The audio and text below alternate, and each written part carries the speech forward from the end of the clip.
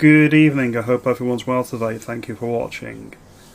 There's been a bit of development on this Rupert Lowe row with Reform UK, and I wanted to give my opinion on what I think's going on and try and give a little bit of nuance to what a lot of people are saying. You either got to be Team Farage or Team Rupert, and I want to add some nuance to the entire thing because I think that's missing. People pick sides, and I think that generally speaking it's unhelpful. It gives you something to do but doesn't get you anywhere. So Reform UK have come out with a statement ahead of schedule. It wasn't meant to be done until tomorrow, according to Rupert Lowe.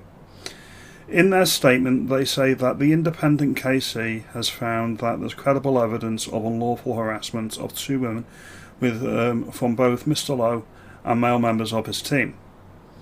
This is contrary to Rupert Lowe's public statements, and one of the women's allegations were made against Mr Lowe himself. One of the women received threats, allegedly, that Mr Lowe would take legal action against her if she cooperated with the independent investigation that Reform UK are following. Both women gave statements to the KC, and the sworn statements under penalty of perjury. Mr Lowe has refused to do so. I think we all know why that is, because the outcome was predetermined. That's my opinion on the matter. Both women lodged formal complaints with the ICGS in January. Reform UK will be cooperating fully with the investigation. And then they've also cited that, to be transparent, they've listed the findings of the report. Now, Rupert Lowe has come out and said that he's spoken to parliamentary authorities himself, and his disgraceful harassment and intimidations of his staff through this Reform UK report, and their names have been made public and released without the KC's permission. Staff have also spoken to the police and invited to express their understandable worries. Reports have been made. Parliamentary security have been notified and are concerned and involved with the staff. None of this is acceptable. You get the drift. He's not best pleased, and to be fair, I wouldn't be best pleased either. The issue is, if the company that you work for, or the institution that you work for, has internal mechanisms such as investigations and procedures, why would you need to do your own independent investigation? I say this as a Reform member and a Reform voter. The only logical reason you could potentially say you want to do a private investigation that you're paying for separately is you're not confident that the official investigation is going to find in your favour or provide the response that you want. Now that's what happens with a private investigation if you're funding it. You're paying for the lawyers, so the arguments are, it's a civil suit. So you can frame it or instruct the lawyers to frame it in any which way that you want, because you're paying for it at the end of the day. And that's what Carl Benjamin Sargon of the CAD from Lotus Eaters has actually said here. The KC report is written so the complainants are basically written about in glowing terms, and it's implied that Rupert is guilty. This doesn't surprise me because this is exactly the way that a civil suit would work. You've got to prove your innocence. It's not like a legal proceeding where the state or the Crown have to prove that you're guilty. It's the inverse with a civil case, and it's unbalanced probability. So it's a lower threshold for proof, and the legal threshold obviously in criminal cases is beyond reasonable doubt. What I find more perplexing and what I find deeply worrying is the fact that they're using the Equality Act and they're hiring private lawyers that we're paying for as members or subscribers to Reform UK. Our membership dues are paying for this.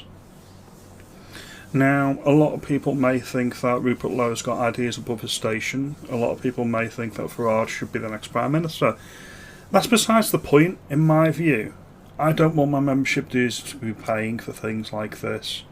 It's distraction. People in charge of Reform UK should be big enough and ugly enough to realise that we're playing for a country here.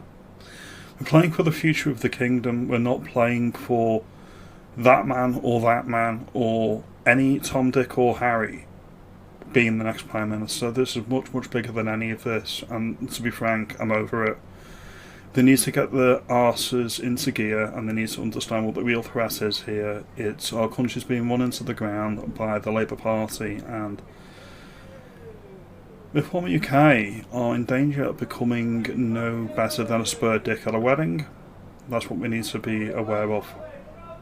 Now, the final thing I wanted to bring up is a lot of people think that you need to be either Team Farage or you need to be Team Rupert.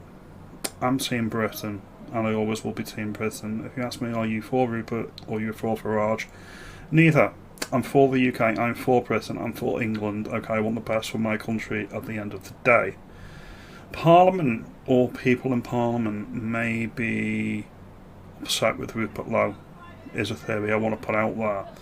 They may be unhappy that he's asking difficult questions, that he's actually making use of his parliamentary privilege, and he's actually asking questions and putting things across in a way that we can all appreciate.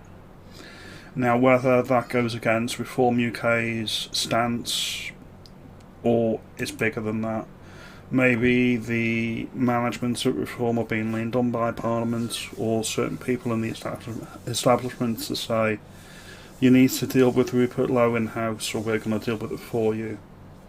That's a wrinkle that a lot of people may be overlooking. I think Rupert's going to sue. That's where I think this is going. I think it's going to end well, though. I think it's going to end very well. I think, you can call me insane, I think that by the time of the next general election, bear in mind it's over 4 years from now, Rupert Lowe's going to be back in the party and we're going to be wondering what all this was about. Carl, you're a genius, mate. Carl Benjamin, shout out again.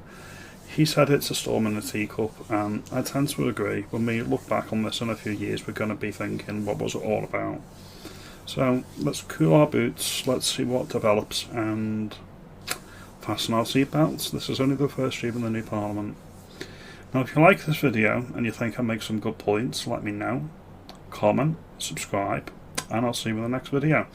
Have a good evening, and thank you for your time.